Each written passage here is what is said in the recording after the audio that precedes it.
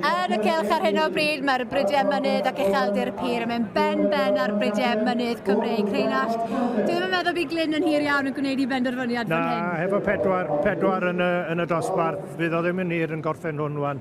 A wneith o'r job yn iawn eto, gai weld. Wel, mae fe wedi gwneud i benderfyniad, dwi'n meddwl, y difedion o iddo Williams, Gwawr Williams, bod gaeaf i Chaf Gwynedd. Dwi'n meddwl bod Glyn yn dechrau meddwl am ei ginio, mae o'n brysio fan. Mae'n mynd fel Cathy Gythrel nawr. Chwarae teg, ond mae'n gwybod be mae'n neud yn dweud. Mae'n handlo'r defed mae gyd yn y classes gynt. A nawr mae fe chwilio am y gil wobr.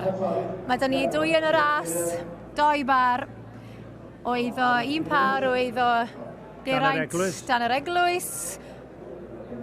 A wedyn wrth gwrs mae da ni Russell o Sir Gar, wedyn gyda'r adran Pedigree. Unrhyw syniad lle mae'r gil wobr yn mynd? Dan yr eglwys ys ni fel, ie. A Geraint dan yr eglwys i fi fynd. Rheinald, chi'n beiriad o fri? Byddwch chi'n beiriadu mewn flwyddyn nesaf?